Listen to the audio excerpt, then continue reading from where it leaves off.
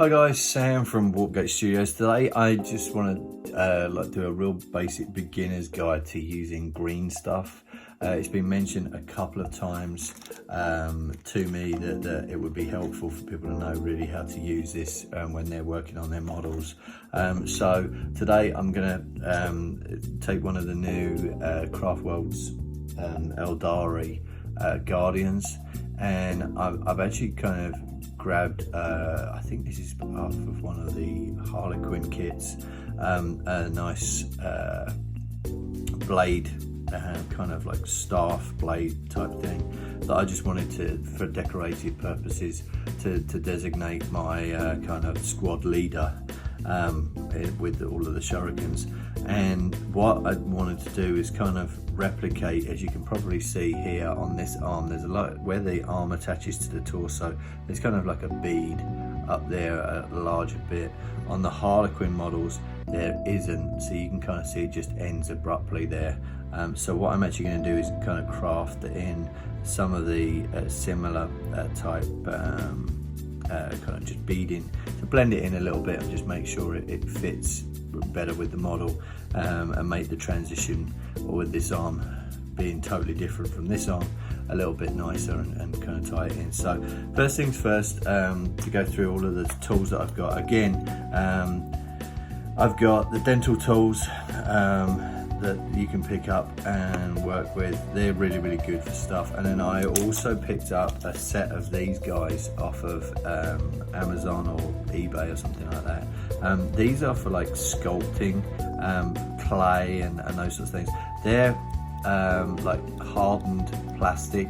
They're kind of really good for super early bits of Greenstuff. It gets a little bit harder the more the Greenstuff cures to use these, but early on, if you just want to get them shaped up, they've all got different shapes and textures on them, not necessarily textures, but just different shapes to allow some sculpting cool stuff. So I'm going to use a little bit of these, and then obviously the Greenstuff. The Greenstuff comes in kind of either packets or strips, and all I really do, because this is such a tiny amount, all I'm really going to do is just kind of open up this pack and just grab a little bit of the blue, probably just a tiny little bit really for this. This is probably going to be more than enough. And then a tiny little bit of the yellow, maybe a little bit more of the yellow, because as you can see on these packets, you're supposed to cut them off in strips, so there is a little bit more of the yellow than the blue on that strip. So you just want a little bit more of the yellow on the blue when you're mixing it. I've got the little red, yellow, blue kind of dot, and all I'm going to do is grab some water on my finger and just start kneading this into itself to get a uniformed green texture. A lot of people don't do this enough, and you can still see streaks in it, and it doesn't cure properly. So to enable this to cure properly, you need to be getting a consistent green texture across the whole thing, like so. So this is what we're going to work with. The work time on this, depending on what you're wanting to do with it, can be anything from now up until about an hour. You can still mess around with it, depending on what you want to do. So shaping and those sorts of things is pretty quick. You need to do that now on the model, get it on there. To add textures like leaves or fur or those sorts of things, you can do them later and push into the model. But really what I'm going to do is, you can, with Greenstuff and molding and making and sculpting, a lot of it is either balls or like sausages that you work with. So you've either got a ball of Greenstuff or a sausage of Greenstuff to work with. In this instance, because I'm just doing this corner piece, I'm going to use a ball of it, and I'm just going to put that ball on there. That is going to be my work, really where I'm going to be going on it. You can see that there's the texture from my fingers on this. A lot of people work with cling wrap or cling film back in the UK to enable, you can work it in the cling film, it doesn't stick. A lot of people also use Vaseline. I do as well when I'm sculpting larger stuff. For this moment, I'm not going to need that. But you can use Vaseline with it, and it does help get some of that stickiness off of it. I'm always dipping my tools into the water as well to enable the water to help smooth things out. And as you can see, I've got far too much green stuff on this model already to sculpt it. So I'm going to take some of that off. And as I said, you really don't need a lot when you're working with these 28mm models. So this is really what I'm going to be working with, and I'm going to be kind of like getting the initial shape of what I'm wanting of this kind of like shoulder pad to replicate this kind of arm here. And I may well actually fill this little gap in here. You can probably see that there's a little bit of gap from the glue, but I'm probably going to do that with my glue sprue goop that I've got. So I'm really just going to get this kind of in place of the area and kind of work out the amount that I'm going to need. I may need a touch more, or maybe it took a little bit too much off.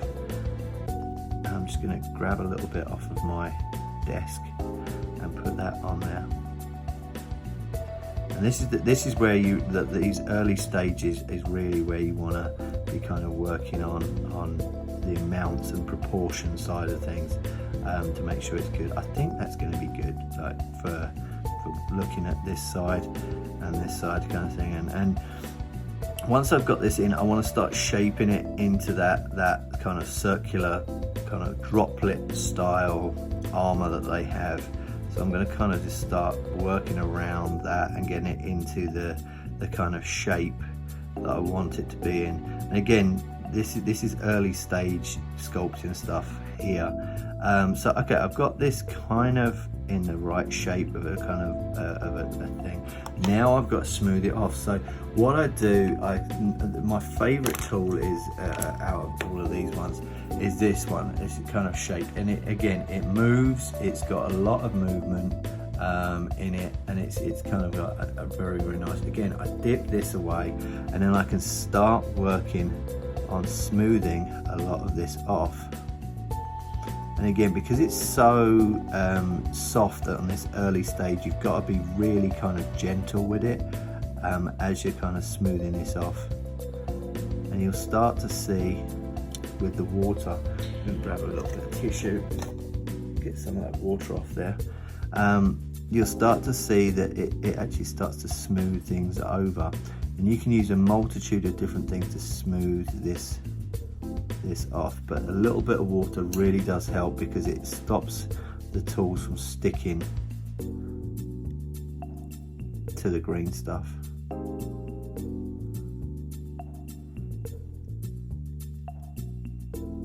And you can kind of run this over and start working on getting this a little bit more smooth, and then you can pick up some of the other tools. So this tool as well, this is pretty good for sculpting this shape, because you can kind of just work over the model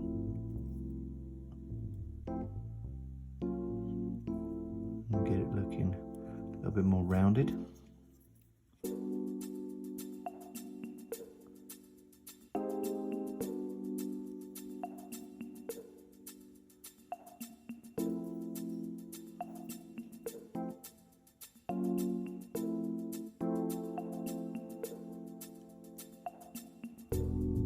Okay, we're nearly there now with smoothing everything off.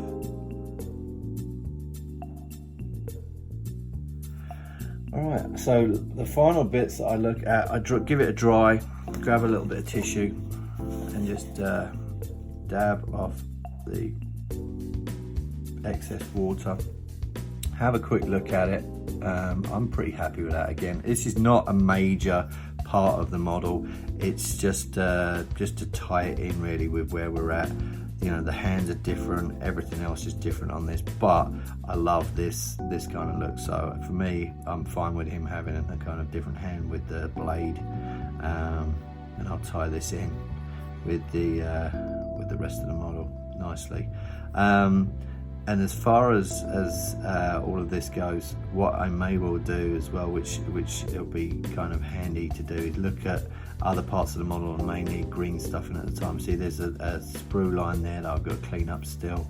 It just any more time that you're working on these models helps tremendously to pick out stuff and make sure that the model is good to go, especially when this is a character model. So I hope that's helped with people and getting into the green stuff. You've got whenever you've got green stuff left over, I make little things out of it, or sausages that I can make into other stuff, or you can crunch it up and make eyeballs out of them for sort of chaos stuff, or eggs, or whatever you want to do. There's always going to be leftover green stuff, so work out what you want to do with it. And that's really it. Hopefully that's given some people a little bit of confidence to try out green stuff. It's really cool. There are other products out there that are decent as well, that you can kind of go with. Some of the Tamiya stuff is reasonable as well, but Niedertite green stuff is pretty fun to work with, and hopefully that's helped some people get to grips with it. And yeah, if you like this video, please feel free to like and share it. If you want to post some of the green stuff projects that you're working on as well underneath, that would be awesome. Look forward to hearing from you all. Thanks ever so much for continuing to listen to me warble on, and yeah, I'll see you next time for another video. Cheers.